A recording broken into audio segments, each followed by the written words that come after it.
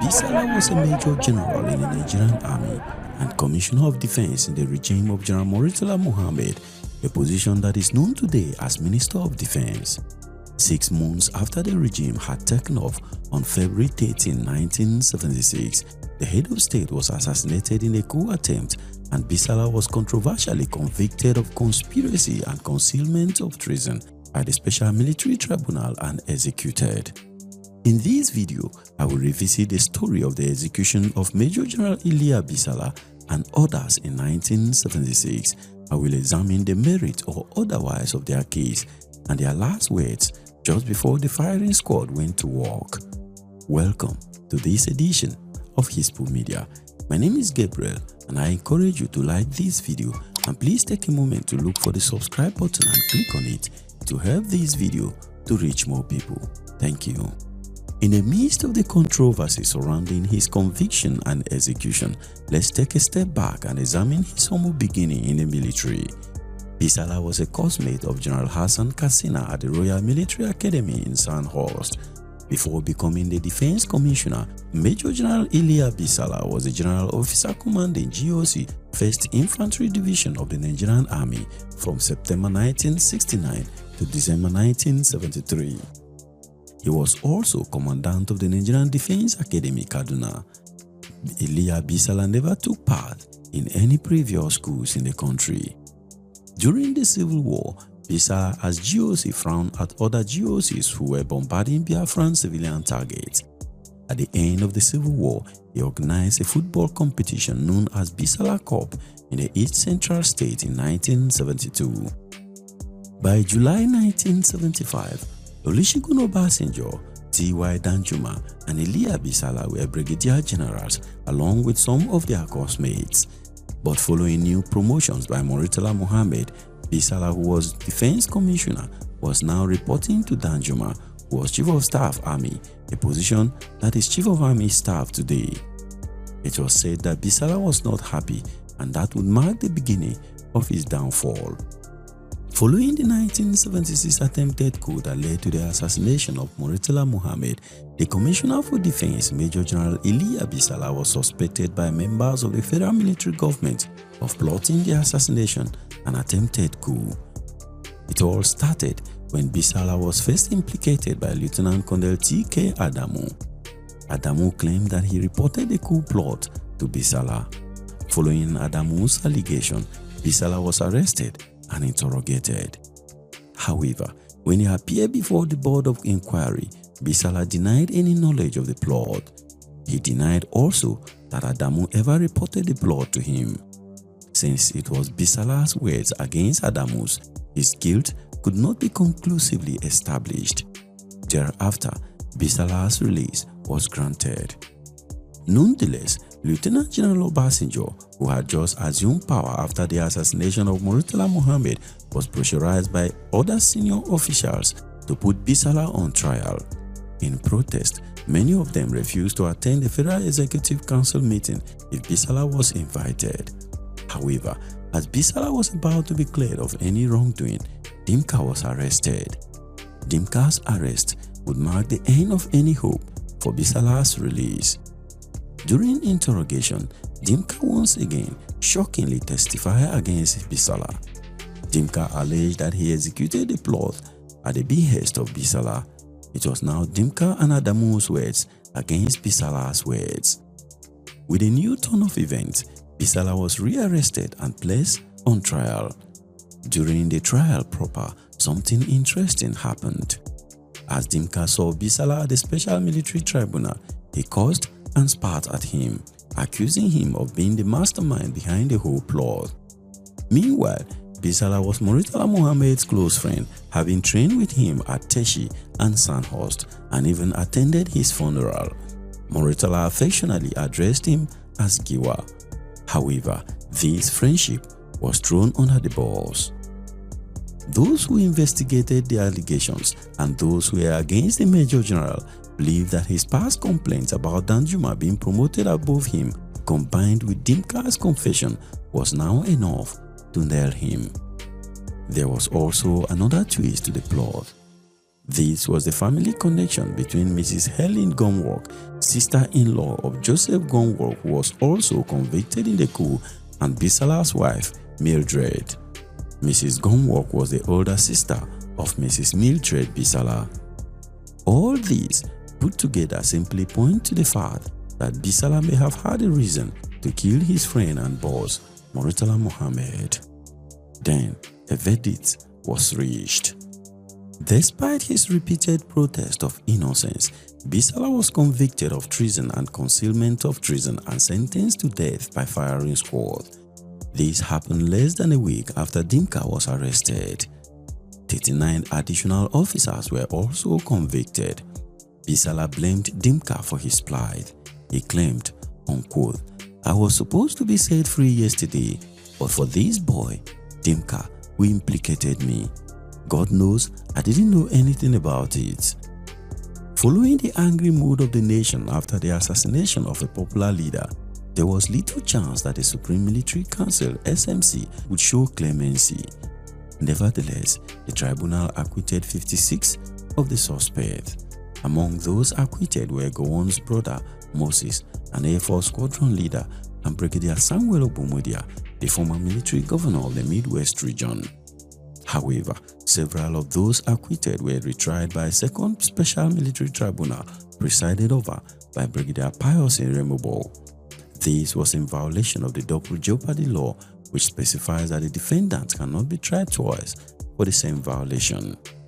At the retrial, some of the defendants were sentenced to death, while others had their sentences elongated.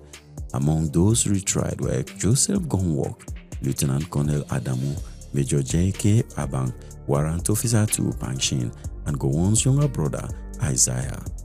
At their retrial, the Iremobo Tribunal sentenced Gunwork, Abang and Adamu to death, while Isaiah Gowon was initially acquitted but sentenced to 15 years in jail. Many of the convicts were not part of the inner circle of the plot, nor were they consciously involved in it, but they had listened to unsuspecting complaints about the government from those who became inner circle of the plot. These bystander officers were later convicted of accessory and concealment of treason.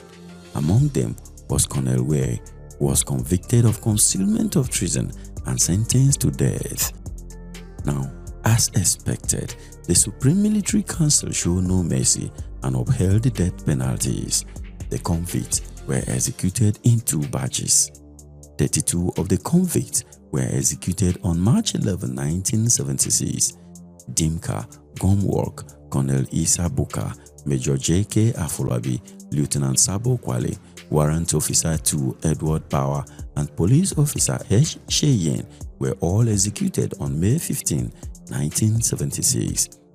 You may remember that Sabo Kwale was a soldier who started the July counter-coup at Abeokuta Garrison, killing Lieutenant Colonel Gabriel Okonweze and Major John Obienu at the officers' mess in July 1966. He was not penalized in 1966. Instead, he was rewarded with a full commission as an officer for the killings. According to Dimka, during one of their discussions, Sabo Kwale had proudly recounted his adventures in Abeokuta Garrison on July 28, 1966. It was clear at this point that the army hierarchy may have regretted not punishing him in 1966. Meanwhile, the condemned men were executed at the Kirikiri Security Prison and the well-known Bar Beach in Lagos. To the rest of the armed forces, the executions convey a chilling message from the Supreme Military Council that the consequences of a failed coup is death. It was clear also that sitting on a fence was extremely dangerous. Though not verified, rumors have it that extrajudicial executions also occurred outside the official list of the convicts. So, what was their last words? The last words of some of the condemned men were gloomy as they remembered their loved ones. For instance, Bisalla continued to protest his innocence as he was brought to the execution ground at the Lagos Bar Beach. According to the New Nigerian newspaper, Bisalla said, unquote, "I am going to heaven. I need no prayers any longer." Major Gagara said, unquote, "I asked pardon from my wife. because she has been good to me. She should be free to remarry. Lieutenant Colonel Adamu said, unquote, "Please tell my wife to remember her God. I ask for forgiveness of anybody I have offended.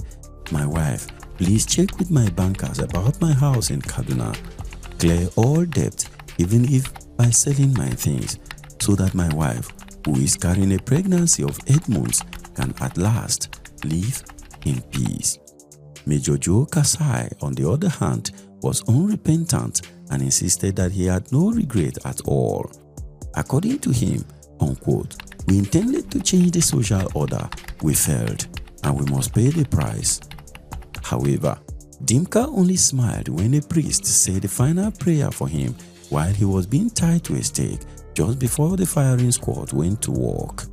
Much later, the question of guilt of most of the convicts began to fill the air. For instance, given the haste with which the defendants were tried and found guilty, it is not certain how reliable some of the convictions were. The guilt of some of those found guilty of conspiracy and concealment of treason is uncertain because a large portion of the evidence against them was based on Dimka's unreliable testimony. Even while being interrogated, Dimka was drinking beer. Notwithstanding the culpability of direct participants like Dimka himself, Seri, Paiwang, and Rabo is undeniable. But the case of Illiya Bisalla, Joseph Gomwork, and his sister-in-law, Mrs. Helen Gomwork, has continued to be questioned to this day. They were convicted purely based on Dimka's testimony, which is against legal principles. Colonel Dimka Bali, a member of the tribunal, later criticized the proceedings that resulted in Joseph Gomwork's retrial. He alleged that the Supreme Military Council deliberately ordered his retrial in order to ensure his death. Dimka Bali went on to argue, Gomwork, for instance, ought not to have been killed. Meanwhile, Dimka made a number of conflicting and incoherent confessions. For instance, he claimed that the main conspirators did not want any officers higher than the rank of lieutenant colonel to be a part of the plot. If that is the case, the question of how Dimka himself, a lieutenant colonel, and others of higher rank were accused of being accomplices is necessary. There were other conflicting confessions as well. For instance, the federal military government claimed that Bisalla instructed Dimka on how to carry out the coup, including which members of the regime to be eliminated and by who. But upon interrogation, Dimka claimed that Major Rabo, not Bisalla, gave these directives. According to the FMG, the goal of the plotters was to return Gowon to power. Gowon was accused of asking Dimka to coordinate activities with Bisalla. However, a number of the members of the Supreme Military Council later expressed doubt about the accuracy of Dimka's confession against Gowon. So, if it is considered that his confessions against Gowon was unreliable, why then did they believe his confession against Bisalla? There was also no explanation how Bisalla, the defense minister in the government that overthrew Gowon, would lead another coup to restore Gowon back to power. Also, what Bisalla had to gain by planning the assassination of his friend Murtala Muhammed and restore Gowon to power has never been clarified. Another issue of great concern to the coup plotters was the intended demobilization program in the army. Nevertheless, Bisalla was one of the conceptual designers of the demobilization program. So, the fact that an officer who strongly supports the demobilization program would now lead a coup with a goal of stopping demobilization is illogical. Meanwhile, it is not out of place to think that Dimka may have chosen to fall with as many people as possible, knowing that he was a condemned man living on borrowed times. Colonel Dimka Bali, a member of the Special Military Tribunal that convicted many of the suspects, shared the same opinion. He believed that many of those people who were executed would have likely been spared if Dimka had chosen to remain silent, with the exception of those who were obviously caught in the act. But many of those killed were implicated by Dimka, he said. He continued, If probably Dimka had kept quiet and just decided to take the punishment and go, many lives would have been saved. However, he appears to have decided that he had to go with as many people as possible. In a letter to the new head of state, Lieutenant General Olusegun Obasanjo, dated March 31, 1976, Gowon wrote, quote, "I believe that Lieutenant Colonel Dimka is only trying to implicate innocent people while the real culprits get away with it. The cases of Major General Bisalla, Joseph Gomwok, Colonel Ware, and Major Ola Ogumekun may possibly require more investigation."